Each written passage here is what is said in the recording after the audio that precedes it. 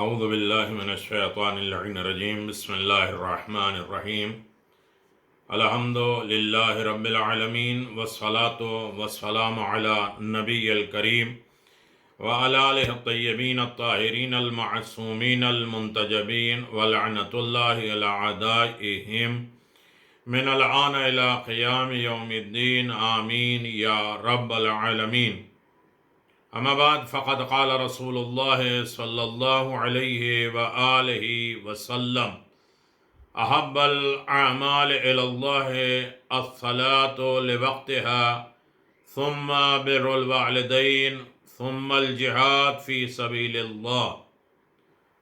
صدق اللہ العلی العظیم. وقال امام جعفر الصادق علیہ الصلاۃ والسلام من زار اخاه فی اللہ قال اللہ عز وجل یا زرت وثوابك علی ولست عرض لك ثوابا دون الجنہ. صدق اللہ العلی العظیم وصدق رسولہ النبی الکریم. ناظرین محترم، سلام علیکم ورحمۃ اللہ وبرکاتہ. عید میلاد النبی، عید ولادت ختم المرسلین، خاتم النبیین اور ولادت امام جعفر صادق علیہ الصلاۃ والسلام، جشن صادقین آپ مشاہدہ کر رہے ہیں. بہت بہت مبارک ہو. کل کائنات کے حاجت روا مالک و سردار کی آمد ہے. اللہ تمام حاجات، دعا، مناجات، رفعت اور بلندی آپ کو عطا فرمائے. رسول خدا صلی اللہ علیہ وسلم فرماتے ہیں کہ رسول اسلام نے فرمایا کہ اللہ کے نزدیک سب سے محبوب ترین، سب سے پسندیدہ چیز، سب سے زیادہ جس سے لائک کرتے، محبت کرتے ہیں خدا بند عالم کے نزدیک، وقت سے نماز کی ادائیگی. اول وقت نماز کی ادائیگی اللہ کو بہت پسند ہے. اللہ محبوب رکھتا ہے، محبت کرتا ہے. اور پھر اس کے بعد والدین کے ساتھ نیک سلوک، اچھا برتاؤ کرنا، اور پھر راہ خدا میں جہاد کرنا، یہ اللہ کو بہت محبوب ہے، بہت پسند ہے. اسی طرح امام جعفر صادق علیہ الصلاۃ والسلام نے ارشاد فرمایا کہ جو خدا کے لیے اپنے مومن بھائی کی ملاقات کرے، خدا کی محبت کے لیے، خدا بند عالم کو راضی رکھنے کے لیے، خدا بند عالم کے حکم کے مطابق، یہ ہماری ذاتی دشمنی، ذاتی دوستی نہیں ہے. اس لیے کہ اللہ نے جناب موسیٰ سے یہی کہا تھا، موسیٰ ہمارے لیے صرف کام یہ ہے کہ تم نے میرے لیے کسی سے محبت کیا اور میرے لیے کسی سے دشمنی کیا. خدا کے لیے کسی مومن کی ملاقات کے لیے جانا تو خدا بند عالم اس سے فرماتا ہے کہ تم نے مجھ سے ملاقات کی. مومن کی ملاقات نہیں، تم نے مجھ سے محبت کی، تم نے مجھ سے ملاقات کی. ہماری کوئی غرض و غایت اس مومن کے لیے نہ ہو، صرف للہیت. اللہ کو یہ عمل پسند ہے. بیمار ہے اس کی عیادت کرنا، عام مومن ہے تو اس کی زیارت کرنا، یہ خدا بند عالم کو پسند ہے. اور اللہ کی محبت میں اس کی زیارت کرنا یہ خدا کی ملاقات کے برابر ہے. اور تمہارا اجر ہم پر ہے، اللہ کہتا ہے اس کا اجر ہم پر ہے، اور ہم جنت سے کم ثواب پہ راضی نہیں ہوں گے. اصول کافی جلد نمبر 2.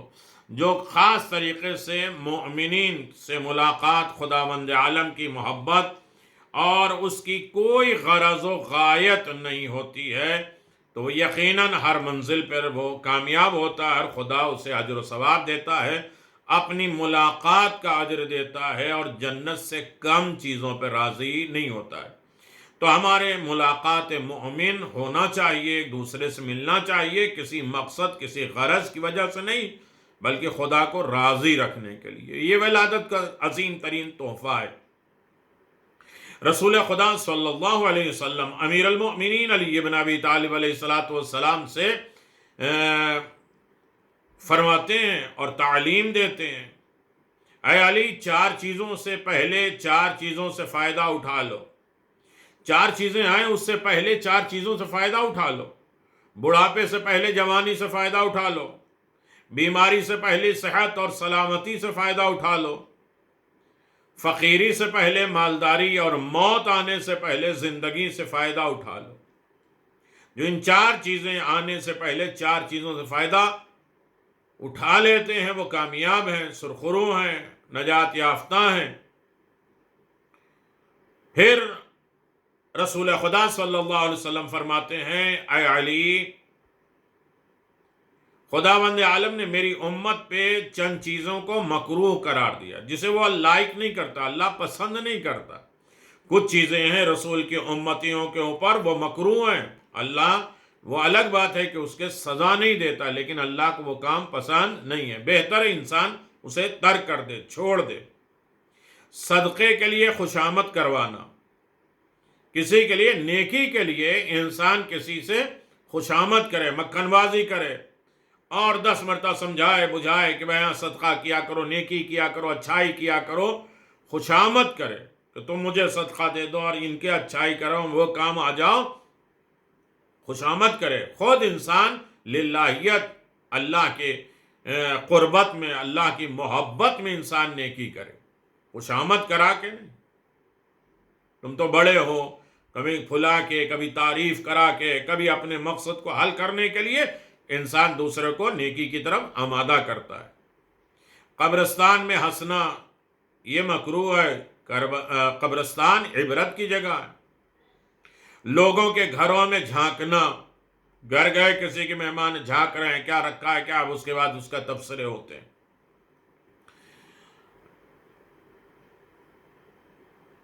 مباشرت کے وقت شرمگاہوں کو دیکھنا جو کہ فرزند نابینا ہونے کا موجب ہو سکتا ہے، مکروہات ہے. جمع کرتے وقت بات کرنا اس لیے کہ یہ عمل اولاد کو گونگا ہونے کا سبب بنتے ہیں. مغرب عشاء کے درمیان میں سونا یہ روزی کے دروازے بند ہونے کا موجب ہے، سبب ہے.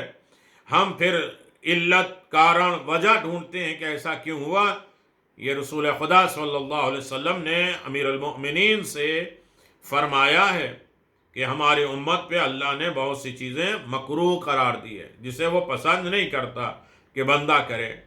آسمان کے نیچے برہنہ نہانا، کوئی نہیں دیکھ رہا ہے تب بھی آسمان کے نیچے ننگے ہو کر، نیکڈ ہو کر، بغیر لباس کے نہانا یہ بھی مکروہ ہے، جو مشکلات پریشانی کے آمد کا ذریعہ ہے.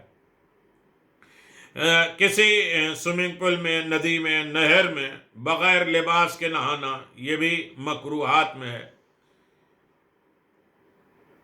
باتھ روم جانا پورا لباس اتار کے، نماز صبح کے وقت اور اذان اور اقامت کے درمیان بات کرنا.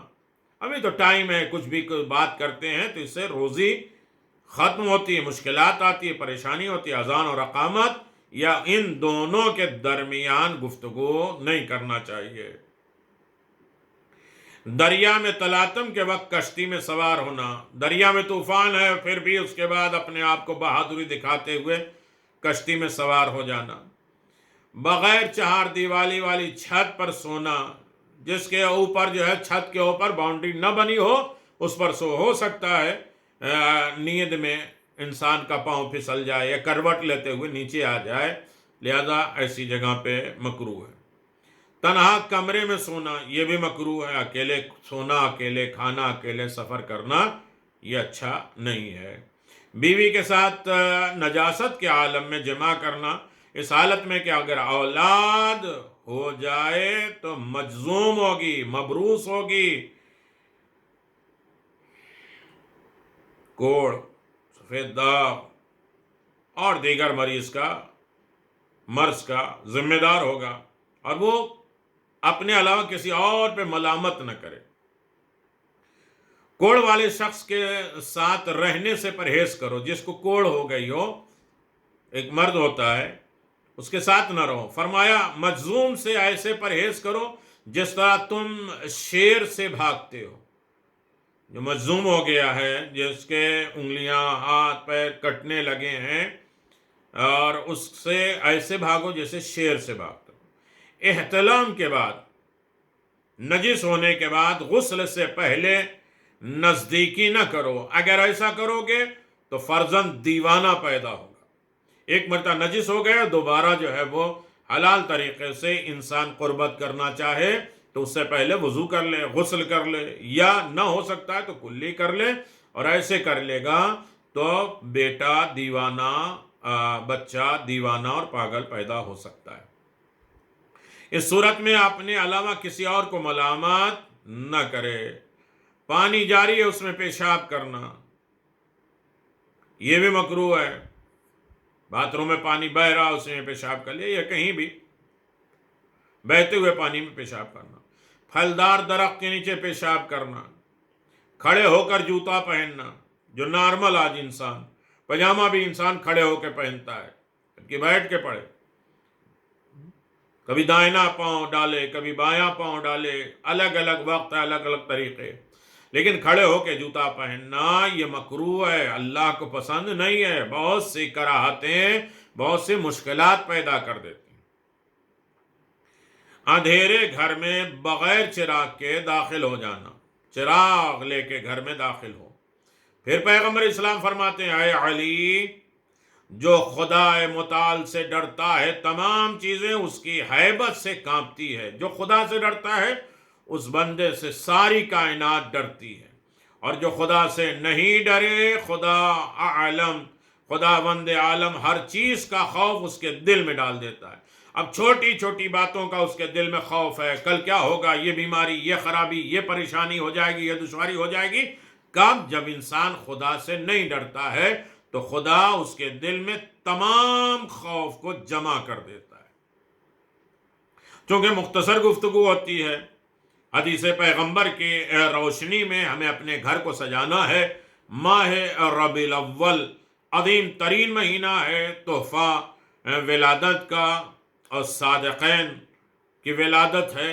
یقیناً ہم جعفری بھی ہیں اور مطیع و فرما بردار رسول خدا صلی اللہ علیہ وسلم بھی ہیں. رسول خدا صلی اللہ علیہ وسلم کے امتی ہیں، وہ ہمارے نبی ہیں. ان کے دستور، ان کے قانون، ان کی احادیثوں پر ہم عمل کرتے ہیں. خدا بند عالم ہمیں رسول خدا اور امام جعفر صادق علیہ الصلوۃ والسلام سے الفت، محبت اور ان کے بتائے ہوئے احکام پر عمل کرنے کی توفیق عنایت فرما. ربنا تقبل منا انک انت السمیع العلیم. ہمارے دلوں میں، ہمارے گھروں میں، ہمارے معاشرے، سوسائٹی میں خوشیوں کو داخل فرما. تمام بیماری خرابی کو دور فرما اور روزی میں اضافہ فرما، اور در اہل بیت سے وابستہ ہونے کی دولت عنایت فرما. رب عاملنا بفضلک ولا تعاملنا بعدلک یا کریم برحمتک یا ارحم الراحمین. اللہم صلی علی محمد وعلی محمد وعجل فرج آل محمد.